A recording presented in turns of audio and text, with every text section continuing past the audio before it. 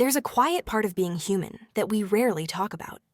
A part of us that doesn't show up in the photos we post, or in the confidence we project, or in the opinions we hold so tightly. It's the part that trembles when we are challenged. The part that tightens when someone disagrees. The part that whispers, "What if I'm not as certain as I thought?" We all carry that softness. We all protect it in different ways. And sometimes, without meaning to, we protect it by holding on too tightly to the things we believe. Today, I want to explore that hidden tension, that invisible tug of war inside the mind, the one that makes us defend our beliefs even when the truth is knocking gently at the door. This is the story of cognitive dissonance, why it hurts, why it matters, and why, when we feel threatened, we often double down instead of letting go. Let's begin. Sometimes the most uncomfortable feeling in the world is not heartbreak, not loneliness, not even failure. It is the quiet, invisible moment when reality taps you on the shoulder and tells you that you might be wrong. You know that moment. When someone challenges your belief. When a friend shows you evidence you don't like. When a stranger online dismantles your argument in 3 sentences. And instead of saying, "You might be right," you feel something inside you tighten. A spark of heat, a flutter of defensiveness, a voice whispering, "No, I can't be wrong, not this time, not about this." So you double down, you argue harder, you defend your stance more intensely. You choose reasons not because they are good, but because they protect you. Why do we do this? Why is being wrong such a threat that we would rather twist our logic into knots than loosen our grip on a belief? To understand this, we need to step into a strange little room inside the human mind. A room called cognitive dissonance. Cognitive dissonance is the mental discomfort we feel when we hold 2 contradictory beliefs at the same time. It's the uneasy static that buzzes in your chest when your actions clash with your values, or when new information challenges what you thought was true. Think of it like hearing 2 songs play at once. Both loud, both stubborn, both insisting they are the only melody that should exist. Your mind hates that clash. It craves harmony, even if the harmony is artificial. And so instead of changing the song, we often just turn up the volume on the one we already believe. This is why someone who smokes might say, "Life's short anyway." Why someone who buys something expensive might insist it was totally worth it, even if the price still stings. Why someone who loses an argument might defend a weaker point with twice the passion. Cognitive dissonance makes us uncomfortable. And when humans are uncomfortable, we don't always choose truth. We choose relief. But what actually happens inside the mind at that moment of tension? Imagine your beliefs as furniture in your living room. Every idea, every opinion, every value is like a chair or a shelf or a lamp.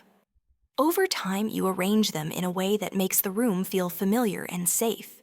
When someone tells you that one of those pieces doesn't belong there, your mind doesn't immediately think, "Oh, let me rearrange the whole room." Instead, it thinks, "No, this is my space. I made it like this for a reason." And so, to avoid the effort or the pride of changing it, you convince yourself the room is fine, even if one chair has a broken leg, even if the lamp hasn't worked in years. It's not that we can't be wrong. It's that being wrong feels like a small crack in our identity. And identity is fragile. This brings us to the first reason we double down. Reason 1. We don't protect our opinions. We protect who we believe ourselves to be. You don't just believe in a political view, or a moral stance, or a personal choice. You believe that your beliefs say something about you, that you're smart or kind or principled or loyal. So when someone challenges the belief, your mind hears it as a challenge to your character. It's not just your idea might be wrong. It becomes you might be less wise than you think. You might be less consistent than you hope. You might not be who you believe you are. No wonder the instinct is to defend. It feels like self-preservation. The second reason we double down is something economists call the sunk cost fallacy.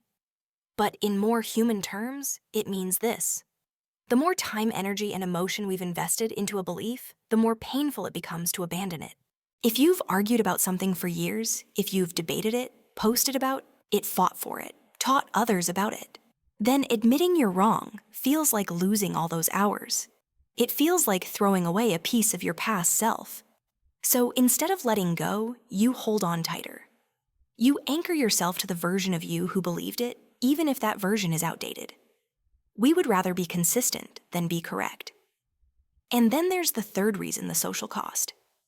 In a group, admitting you're wrong can feel embarrassing. Humans are wired to protect their status in a tribe. Thousands of years ago, losing face could mean losing safety. So our brains still react as if a disagreement is a threat to our place in the world. This is why people double down publicly. Why arguments escalate. Why pride becomes a leash that's hard to cut. So what can we do? How do we break free from this trap where our mind fights to protect our ego at the expense of our growth?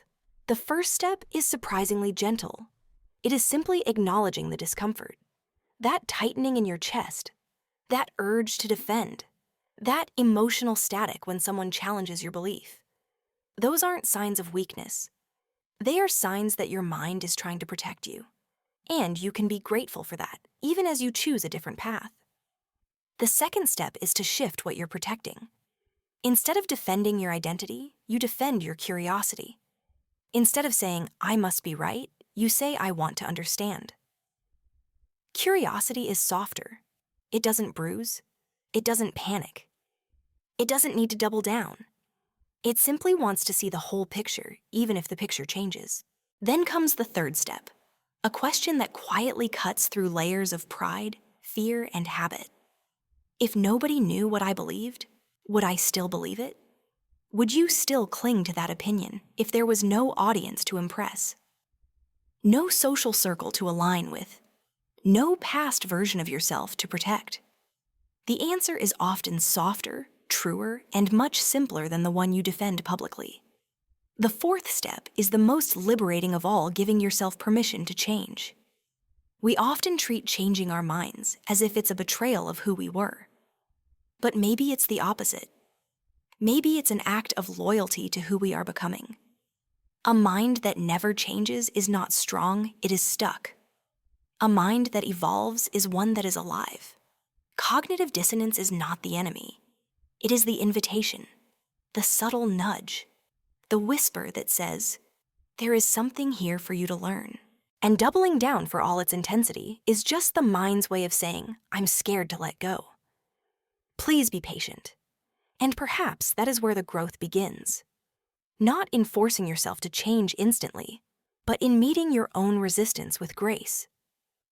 So the next time you feel the heat rising in your chest when someone challenges what you believe, pause. Notice the instinct to defend. Notice the urge to prove yourself.